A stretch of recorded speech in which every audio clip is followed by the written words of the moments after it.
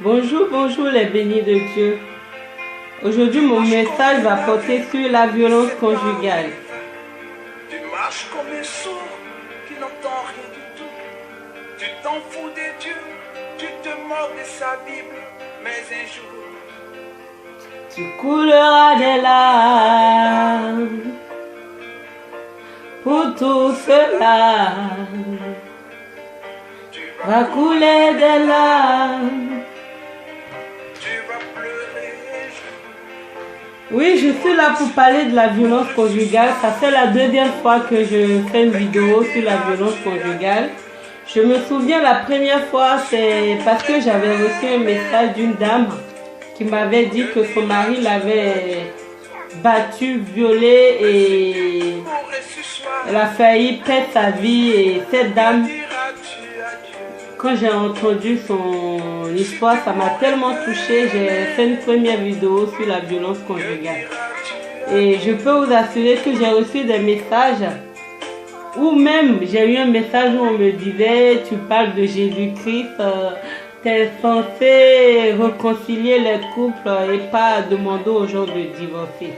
Maintenant, je reviens dessus parce que j'ai quand même vu sur les réseaux sociaux une chantre de Dieu qui s'appelle Onachi, qui a perdu la vie suite à des violences conjugales subies par son mari. Moi, en fait, je suis là aujourd'hui pour vous parler de cela parce qu'aujourd'hui, il y a beaucoup de personnes qui ne dénoncent pas cela et les gens pensent que quand tu es marié, ça veut dire que tu es condamné à vivre dans une prison. Je peux vous dire qu'il y a des mariages qui ne sont pas des mariages qui sont de Dieu. Il y a des personnes qui vivent dans des mariages qui ont été vraiment inspirés par le diable. Quand je dis par le diable, c'est-à-dire que c'est vrai, on veut tous se marier en tant que femme. On a envie d'avoir un homme dans notre vie, être marié légalement devant Dieu et devant les hommes. Mais aujourd'hui, on fait face aussi à un fléau. C'est que dans l'église aussi, il y a aussi des agents du diable. Ce n'est pas tous ceux qui vont à l'église, ce n'est pas tous ceux qui disent Jésus, Jésus, qui ont vraiment réellement donné leur vie à Jésus-Christ. Il y a donné sa vie à Jésus et il y a aussi le fait de dire je suis chrétien, mais sans vraiment faire la volonté de Dieu. Donc je peux vous dire que à l'église aussi se trouvent des agents du diable, des gens qui viennent à l'église mais qui ne sont pas réellement convaincus. Et souvent, il y a des véritables enfants de Dieu qui se retrouvent face à ces gens de personnes et elles tombent dans le piège et elles vont jusqu'au mariage. Ça peut être un homme, ça peut être une femme. Parce qu'il y a aussi des hommes qui se marient à des femmes qui ne sont pas réellement convertis. Et après le mariage, ces hommes-là sont confrontés à des problèmes très graves dans le foyer.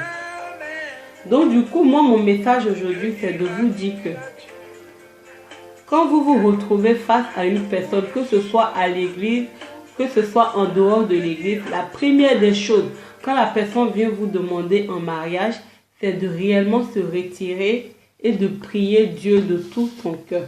De prier Dieu de tout son cœur et de demander à notre Seigneur Jésus-Christ de nous dire réellement si c'est sa volonté, si vraiment cette personne est notre véritable âme sœur. Parce qu'il y a beaucoup d'enfants de Dieu qui font des erreurs. On se marie à des personnes qui ne sont pas vraiment dans le plan de Dieu pour nous.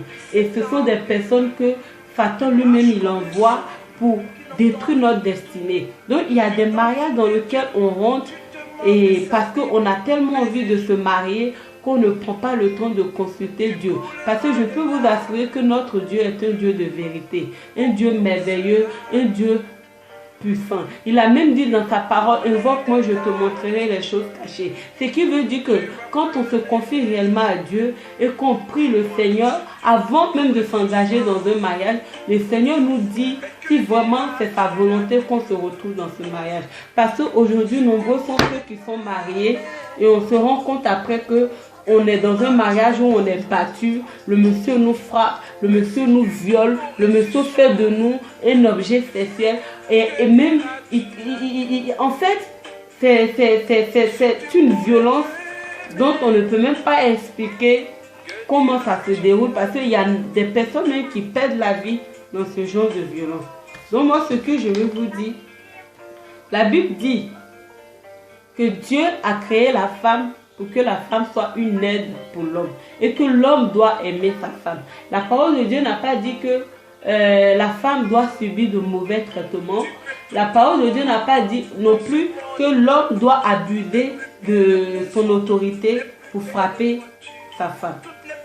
Et je vais aller plus loin pour mieux vous détailler les raisons pour lesquelles je dis ça. Parce que j'ai pris le temps de quand même bien prendre les informations qu'il faut pour vous convaincre. Si Dieu demande à la femme de se soumettre, il ne demande pas à l'homme de dominer d'une manière abusive. Il demande à l'homme d'aimer et aimer jusqu'au sacrifice comme Christ a aimé l'Église. C'est même écrit dans Ephésiens 5, verset 25 à 33. Et je vais vous prendre le chapitre de Ephésiens 5, verset 25 à 33, qui est dans le Nouveau Testament, qui nous dit, Marie, aimez vos femmes comme Christ a aimé l'Église et s'est livré lui-même pour elle, afin de la sanctifier par la parole, après l'avoir purifiée par le baptême d'eau. Ce qui veut dire que l'homme a pour responsabilité d'aimer sa femme. C'est vrai, l'amour romantique, l'amour lié au sentiment est une bonne et belle chose qui a toute sa place dans le mariage. La complicité, l'amitié dans le mariage sont des ingrédients beaux, utiles, forts même. Mais c'est vrai, cela fait partie de la relation, mais ce qui est le plus important, c'est que il y a aussi l'amour qui se donne. C'est-à-dire, l'homme doit donner de l'amour à sa femme et la femme en retour doit aussi aimer son homme. Mais cela ne veut pas dire que l'homme doit abuser, parce que l'autorité dont Dieu nous parle, je vous le dis dans Jean 13, verset 12 à 17. D'après les hommes de Jésus-Christ lui-même. Je vais chercher le chapitre de Jean 13, qui est dans le Nouveau Testament également. Chapitre 13, pour ceux qui cherchent avec moi. Chapitre 13, le verset 12 à 17. Écoutez bien la chanson. Hein. Si tu mourrais aujourd'hui, qu'est-ce que tu diras à Dieu? Si tu mourrais demain, que diras-tu à Dieu? Parce qu'on est tous appelés à un jugement. Donc, quand on vit et que Dieu nous donne une femme ou Dieu nous donne un mari, il faut quand même vivre selon les principes de Dieu et prendre soin de sa femme, prendre soin de son mari. Tu marches comme un sourd qui n'entend rien du tout. Tu t'en fous des dieux, tu te moques de sa Bible, mais un jour tu couleras des larmes pour tout cela. Jean 13, le verset 12 nous dit: après qu'il leur eut lavé les pieds et qu'il eut pris ses vêtements, il se remit à table et leur dit: comprenez-vous ce que je vous ai fait? Vous m'appelez maître et seigneur. Et vous dites bien, car je le suis. C'est Jean 13, le verset 12 à 17. Et vous m'appelez maître et seigneur, et vous dites bien, car je le suis. Si donc je vous ai lavé les pieds, moi le Seigneur et le Maître, vous devez aussi vous laver les pieds les uns aux autres. Car je vous ai donné un exemple, afin que vous fassiez comme je vous ai fait. En vérité, je vous le dis, le serviteur n'est pas plus grand que son Seigneur, ni l'apôtre plus grand que celui qui l'a envoyé. Si vous savez ces choses, vous êtes heureux, pourvu que vous les pratiquiez. Donc, qu'est-ce que Dieu veut nous dire par là? L'autorité est une autorité pour servir, pour le service des personnes sur qui l'autorité s'exerce. Dieu a donc établi plusieurs autorités. C'est-à-dire, dans ce monde, il y a le gouvernement pour offrir justice et protection à la société, les pasteurs pour diriger et nourrir les enfants de Dieu, les maris pour aimer et prendre soin de leurs femmes, et les parents, c'est-à-dire le père et la mère, pour élever leurs enfants. Chacun de ces cas implique la soumission des citoyens au gouvernement du troupeau, chacun de ces cas implique la soumission des citoyens au gouvernement, du troupeau au berger, de la femme à son mari et des enfants à leurs parents. Donc ça veut dire que le monde dans lequel nous vivons, nous devons prendre le temps de bien comprendre la Bible. Donc la Bible ne dit pas que l'autorité que l'homme a sur la femme lui permet de la battre, de la frapper et même jusqu'à la tuer. L'autorité dont Dieu parle, c'est le fait de servir, d'être là pour l'autre aussi. En retour, la femme sera soumise à son mari, comme le dit la Bible aussi. Mais il y a quand même aujourd'hui, de nos jours, on se rend compte que les gens s'en foutent de la parole de Dieu. Et moi aujourd'hui, je suis là pour dire à toutes ces femmes qui sont battues. Je suis là pour leur dire qu'un mariage instauré par Dieu, quand Dieu fait partie de ce mariage, ton mari ne va pas te battre. Ton mari ne va pas faire de toi un esclave. Au contraire, tu as été créé pour être une aide pour l'homme. Et il est censé t'aimer, te protéger et pas te traumatiser et te faire mal. Donc quand tu te retrouves face à des situations comme ça, moi aujourd'hui je viens te dire que dans ce cas-là, tu peux divorcer d'un homme comme ça. Parce que le plan de Dieu pour toi, ce n'est pas que tu te retrouves dans un mariage où tu es battu, dans un mariage où tu peux perdre ta vie. Son plan pour toi, c'est que tu puisses entrer dans un mariage pour aussi accomplir ta destinée.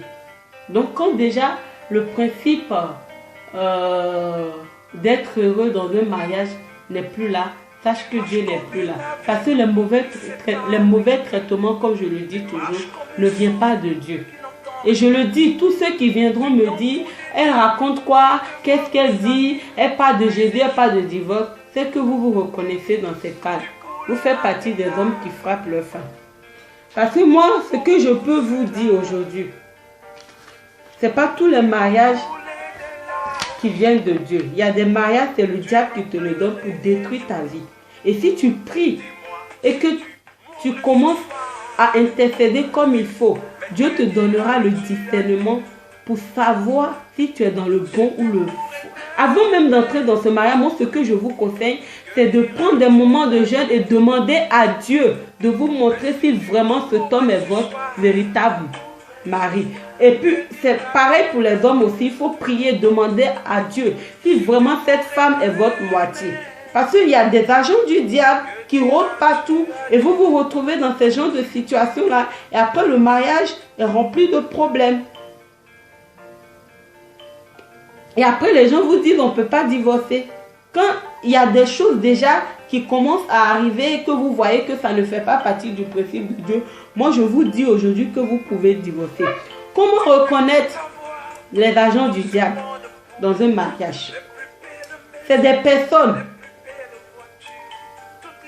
qui sont des grands séducteurs. Des grands séducteurs. Ils cherchent à vous isoler. Ils cherchent à vous isoler après le mariage. Ils utilisent même un langage flagrant de perversité. Il met sa victime en position de faiblesse. Il a un ego démesuré. Il adopte régulièrement la posture de victime. Il n'hésite même pas à dénigrer son entourage.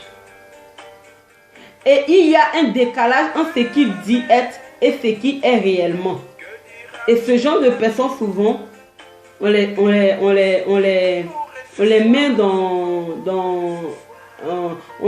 en fait, je ne sais pas comment le dire. En fait, ce genre de personnes, on les traite aussi de pervers narcissiques. Et ce sont des personnes manipulatrices et toxiques. C'est un menteur. Et moi, je peux vous dire aujourd'hui que si vous vous retrouvez dans des situations comme ça, voilà comment vous pouvez aussi les reconnaître. Ce sont des personnes qui sont cachées sous le masque de personnes aussi sociales que charismatiques et adorées de tous en apparence. Ils sont souvent vus comme des personnes humbles, voire bienveillants pour les plus doués d'entre eux. Mais il n'en est rien. Ils sont le cauchemar d'une ou plusieurs victimes démunies et isolées, dont l'emprise est telle qu'elles ne sont plus en mesure de se défendre ou d'en parler à leur entourage. Et ces gens de personnes, quand vous retrouvez en face d'eux, ne les jugez pas. Ce n'est pas de leur faute, elles sont manipulées. C'est la grâce de Dieu qui peut les faire sortir de là. Parce que moi, je connais même une connaissance qui vit ça. Je lui ai tout dit. Elle se fait frapper, violer. Il a même pris une fois un couteau, il l'a poignardé. Mais elle refuse de sortir de là. Parce qu'il arrive à la manipuler comme il faut. Et ce sont des personnes, ils vont à l'église en fait. Et c'est ça, je veux attirer l'attention des gens à comprendre. C'est-à-dire, ce sont des personnes qui vont à l'église. On ne sait même pas que Dieu vont prier. Et ils font croire aux gens qu'ils sont croyants, mais en réalité, c'est des personnes. En réalité, c'est des personnes qui sont loin du principe de la parole de Dieu. Et moi, ce que je veux leur dire aujourd'hui, n'oubliez pas qu'il y a un jugement. Il y a un jugement. Et quand le temps va arriver, Dieu va te demander, la femme que je t'ai donnée, qu'est-ce que tu as fait d'elle? L'homme que je t'ai donné, qu'est-ce que tu as fait de lui? Donc je vous demande, mes frères et sœurs, qui est sous l'emprise de ces gens de tout, qui frappez vos femmes, cherchez votre délivrance. C'est très important. Cherchez votre délivrance. Parce que ce n'est pas normal que Dieu vous donne une femme et que vous, dans la fête, vous faites de cela un moyen